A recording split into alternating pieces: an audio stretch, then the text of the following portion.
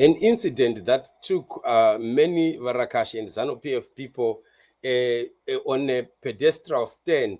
It happened at Hakata'S funeral, where Douglas Mwonzora'S car is allegedly having been stoned, and there was a bit of commotion out there.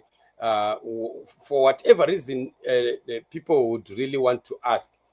The ZANU-PF people were looking like they are on the side of Douglas Mwonzora, supporting Mwonzora and saying quite a lot of stuff and things.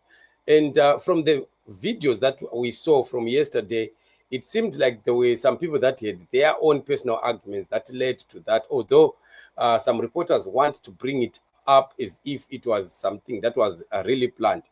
But the major question here is that a video that has surfaced which shows some plan already by people that are supposedly Mwonzora'S supporters, who are already saying that Nelson Chamisa wants to come and steal the deceased's body, and they were supposed to protect or defend or fight to make sure that that does not happen. And the question would be, this man, Hakata, actually contested on a CCC ticket.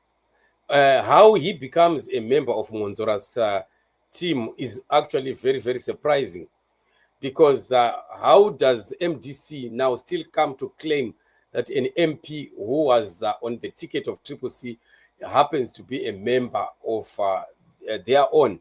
It still puzzles. So you can tell from the video that Mwonzora'S people premeditated on this one. They planned that they were going to cause a fight, but unfortunately the fight seemed to have turned around and ended up having Mwonzora'S car stoned by the masses there and suffering damages.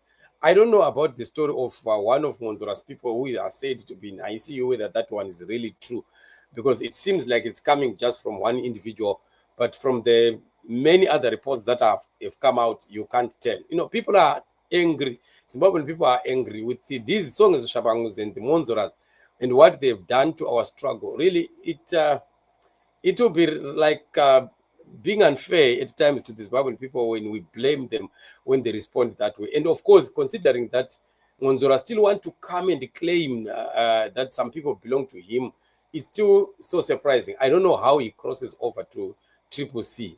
Maybe if it was Songs of Shabangus people, but now Wende and the like, who were claiming that this person is theirs, maybe we could understand, but not Douglas Mwonzora.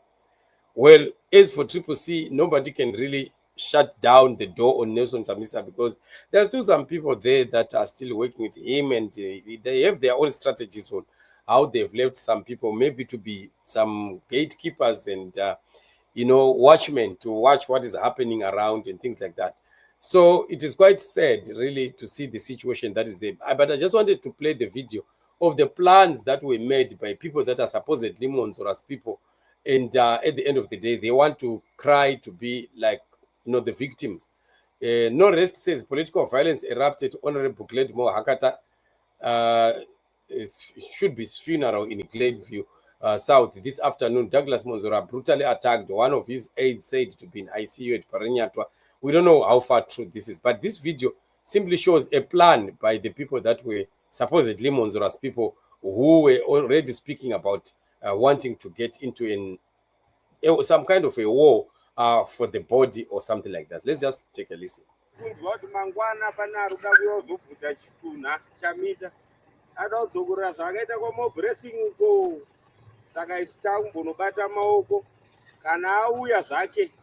Achida kubuda chituna tozongoonesa mangwana because atingavigirwe member yedu neCCC makosa hakuna zvakanaka member yedu igwe neCCC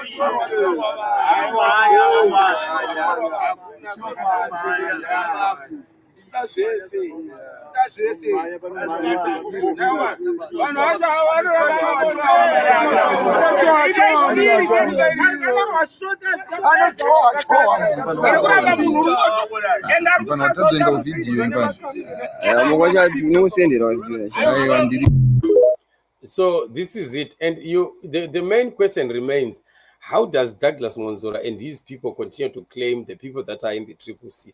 Why do they want not to accept that somebody who has moved from MDC cannot continue to be having a hook on them and claiming to be their own people. So this is very, very amazing. You hear them talking about Blessing Ali again. Blessing Ali is supposedly Triple C, and you'd wonder, even if she could have come from the MDC, but can they continue to claim that when she has joined a totally different party, then she must remain their member? So I don't know, very funny. But as for Douglas Mwonzora and his people, I think they are just wasting their time. I don't see them ever getting close to the seat of power or anything, because Zimbabwean people now have been taught the hard way by Kupe, by Mwonzora, as well as Songenzo Shabang. So people of Zimbabwe are quite awake politically now that these people can never, lie anymore or come and hoodwink our people from believing that they are true leaders of the people. Of course, it's not surprising to find a few foolish ones who would continue to follow Mwonzora and making noise, because Mwonzora would still be providing them with some little trinkets and they'll be benefiting out of it. Triple C or maybe at some Chamisa side, there's nothing that you benefit. There are no trinkets that are given to people for them to continue to support or to follow. That is why they would rather be where they get some little breadcrumbs and they can make noises about it. So this is what it is. Very, very unfortunate. But if it is really the truth that somebody's in ICU, then it must have been a very, very bad altercation that took place there, and which is something, of course, that we will not continue to condone. Zimbabwean people must learn to have our politics clean.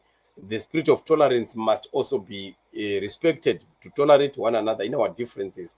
That's what will make Zimbabwe a better country. This ZANU-PF spirit of wanting violence and fighting must be destroyed, especially as we are getting closer and closer to the new Great Zimbabwe. In the new Great Zimbabwe, we want to see a political change, totally a change in our politics. Tolerance, accepting one another, respect, and love for one another as the people, so we can continue to work out our country and make Zimbabwe great again.